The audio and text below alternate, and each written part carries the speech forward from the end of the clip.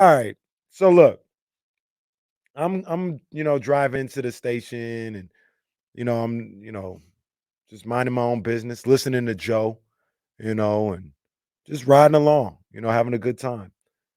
And all of a sudden, tweet comes up from how you say his name, Evan Sidery. Sidery. You know how to Okay. say his name? The Toronto brother? I don't know. Okay. I don't think. All right. I think I know who you're talking about. And I don't think Okay. this is that guy. All right. Because that guy, he's got the Canada flag in his. That's right. Yeah, that's not this guy. Okay. Um, but he says the Wizards will make Kyle Kuzma available on the trade market per Jake Fisher. Washington was seeking 2 first-round picks for Kuzma at the trade deadline, but it's unknown if the price has dropped or not. I see that, and I'll give you even more of the backstory and everything to why I say what I say. I see that, and I say, quote, tweet, whatever you want to say. Mm-hmm. Kings should offer 2 first-rounders and be willing to go to 3 if need be for Kyle Kuzma. Me and Jesse kind of said it. I don't think he was even on the air. I think he just said it. I think it was during the stream, during the break. It was definitely during the break. But did you say it to everybody or just? I think it was on the stream. I said my bold prediction is that Kuzma's a king this year. And I was like, it's not a bad prediction. And I just was thinking about something, and we'll kind of step on something a little bit that we were planning to talk about later, but it fits here. We talked about who's a Monty guy. We've been talking about who's a Mike Brown guy. And we were like, well, who's a Monty McNair guy? He's been trying to get this guy since he became the GM. It feels like it's safe to say Kyle Kuzma might be a Monty McNair guy. That's true. I also think Kyle Kuzma is really good. And I think he is probably, in my opinion, the most available player out there, potentially, with the least amount of warts. I keep talking about warts and everything that's going on. Okay. I think Kuz has 3 years left on his deal? Correct. He's signed this past off season. He's under 30. He's like 28 or something like that. Maybe. I could be wrong. He's a bucket. He fits in the lineup almost seamlessly, being able to play the 3-4 or the 4-3. Kuzma is I think he's the best option. And if he's available, the Kings need to go get him. Kyle Kuzma will be 29 on July 24th. Okay. 22-6-4 last season. Come on, man. And look, here's another thing. I said 3 first-rounders. I said 3 first-rounders for Kyle Kuzma.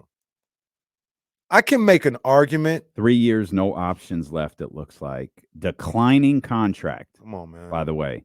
Come on now. Also. Do what we do then. We can do it early. I was going to say. It's nothing. Kyle Kuzma, the former number 27 overall pick of the 2017 NBA draft. Going to be 29 years old in July. 7 years in the league for Kyle Kuzma. 7 years in the league. In 2017 NBA draft, number 27 overall pick. He has 3 years remaining on his declining contract, his declining scale contract.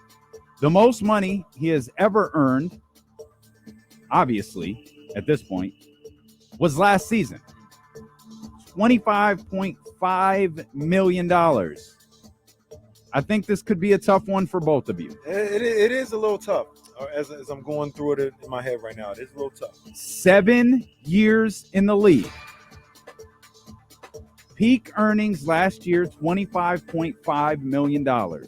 We're doing money up till this point.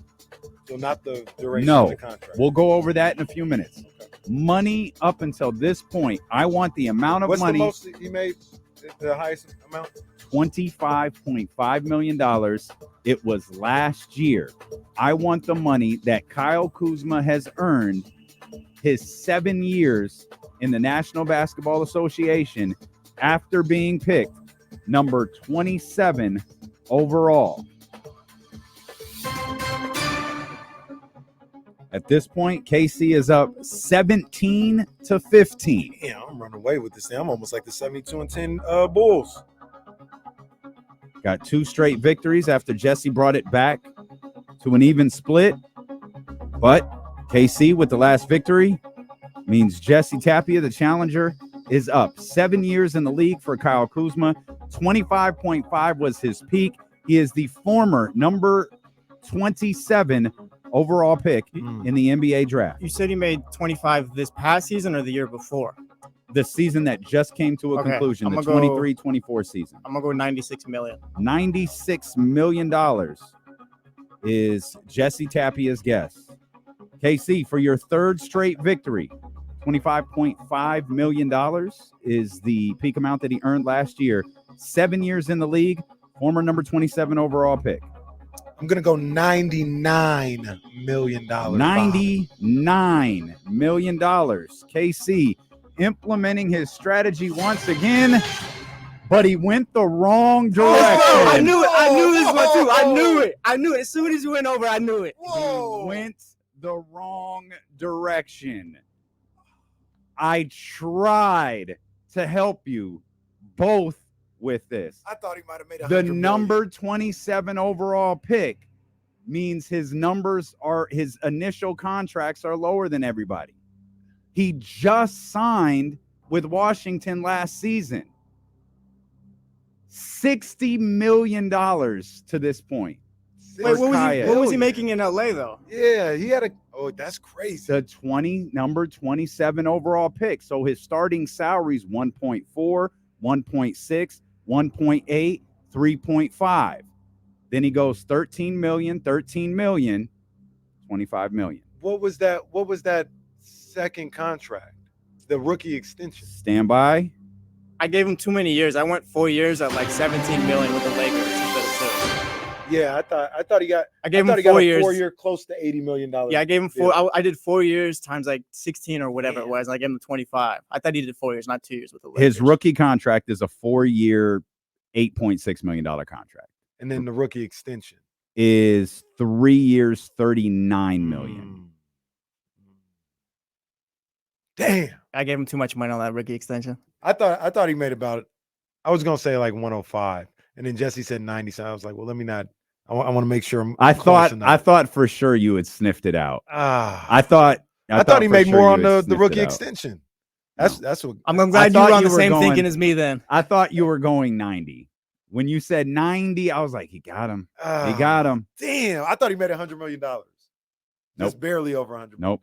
So here's what's probably the most important part, not for pocket watching, which is now just it's a fight between two heavyweights right now, 17-16, as the long losing streaks may be behind us, and these two are going to battle it out.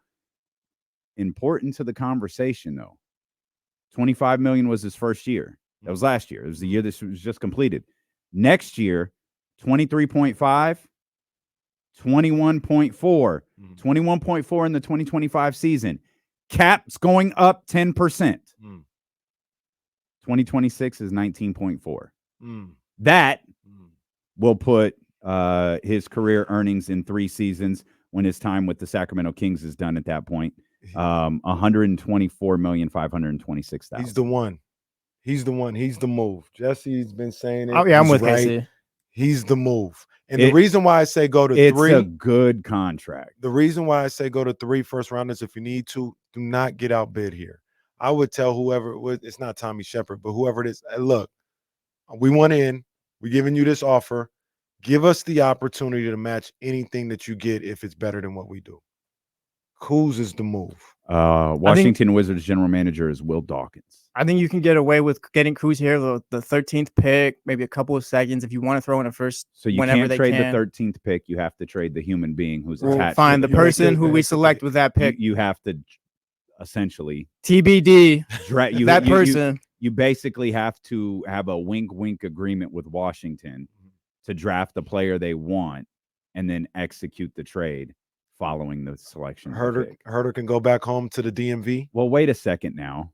If you want, wait a second. if you want to do that, I think going 3 first-round picks is getting a little crazy. I think Casey's logic. I don't care about picks for the record. Uh-huh. I think not y'all, but some of y'all talk too much about picks, about numbers that aren't attached to names. But if Kevin Huerter is a part of this, is 3 really necessary?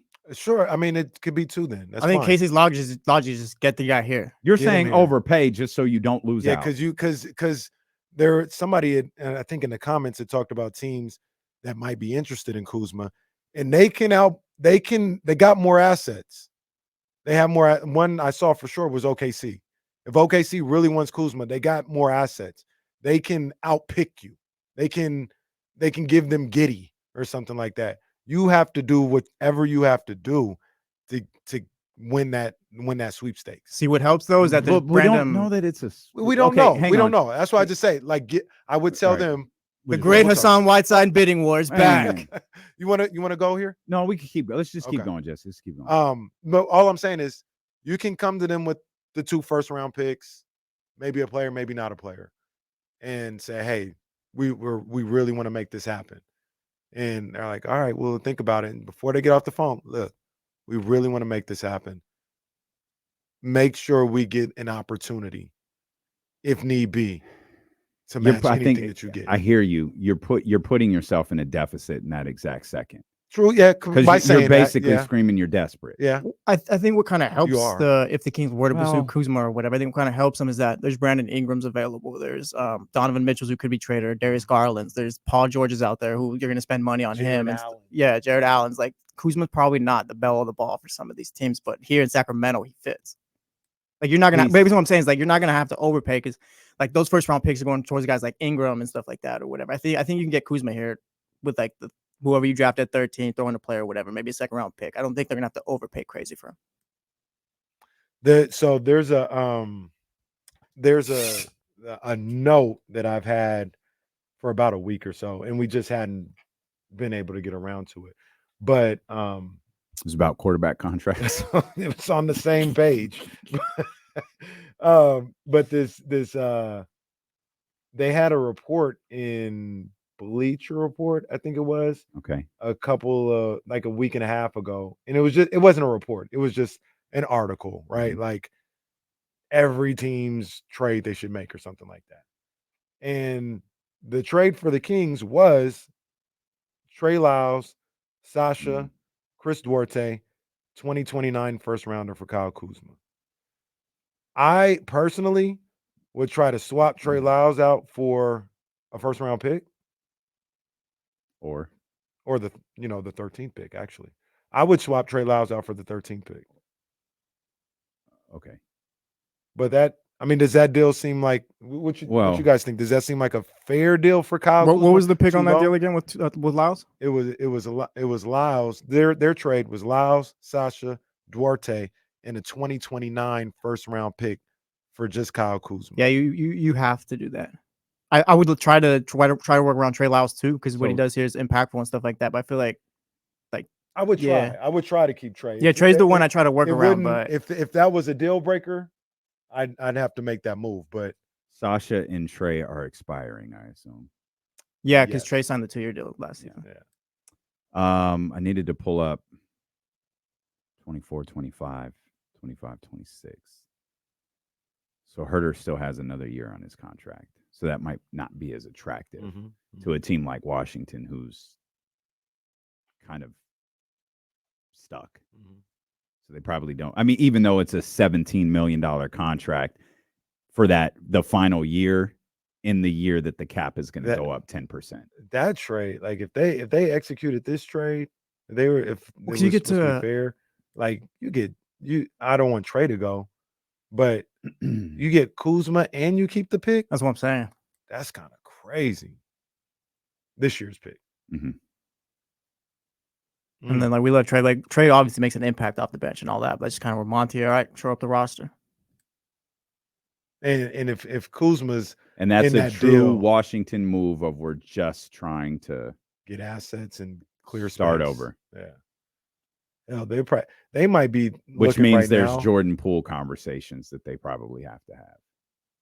I would think. Yes So. and no, but that would be the only contract. I think they could live with that. Yeah. Well, yeah, you're right. They could. Not that they can't live with Kuzma, because again, this is minimal dollars that we're talking about. Right. But Washington might even be looking at, like, this draft is so sorry. They might be looking at doing what they got to do to move on for get ready for next draft and get Cooper Flag, hopefully. Yeah. So, and that would actually be the move for them. Like, what you trying to do? Like, you trying to contend, No, you're right. Like, suck again for the better draft.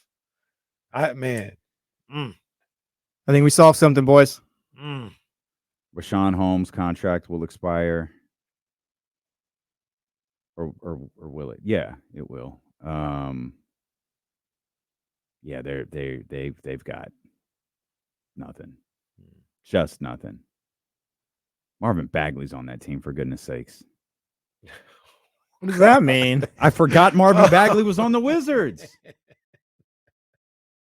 That's all it meant. I forgot. Here I have the write up about this whole thing.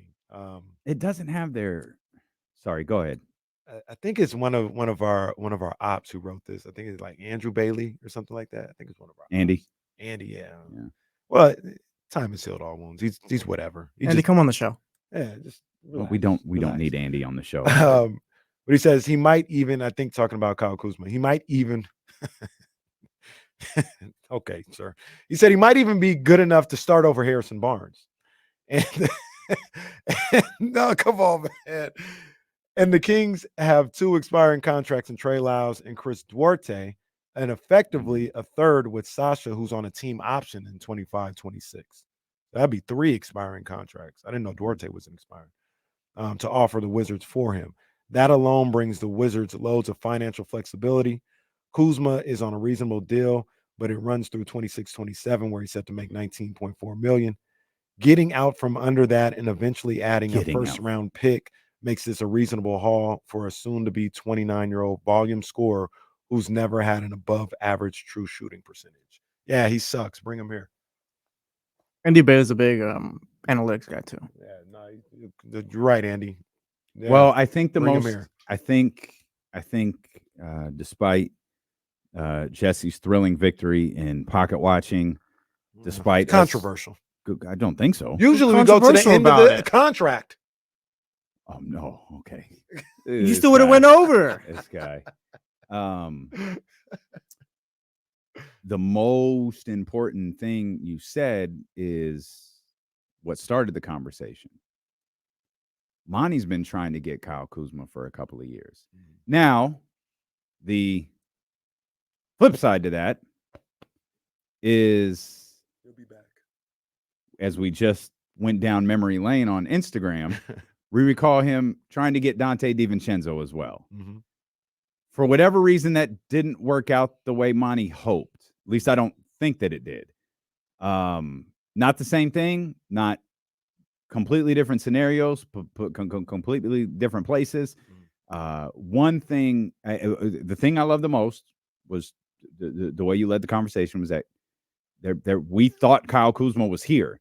We thought Kyle Kuzma and Montrezl Harrell were Sacramento Kings. Kyle Kuzma did. There was a fleeting 12 minutes with Deuce and Mo on the show that we thought that was happening, and Shavano was going to save the Los Angeles Lakers. And then it didn't. Yeah. So whatever happened last offseason happened.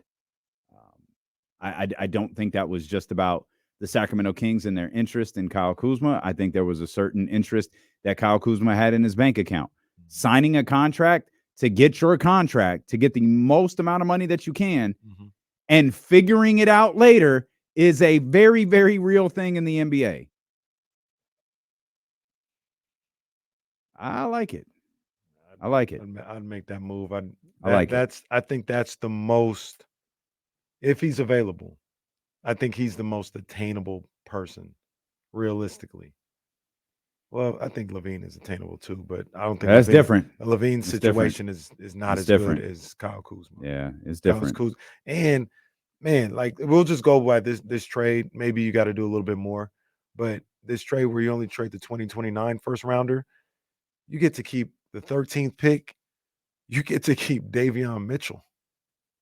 because we all think Davion's supposed to be. I don't think I'm interested in including Davion Mitchell in a deal like but that. It feels like if you want to get Brandon Ingram or somebody, you've for sure, move Davion. For sure. Now you're getting a guy that's capable, and you get to keep those guys. What if they said, "Nah, we don't want Trey, we want Davion"?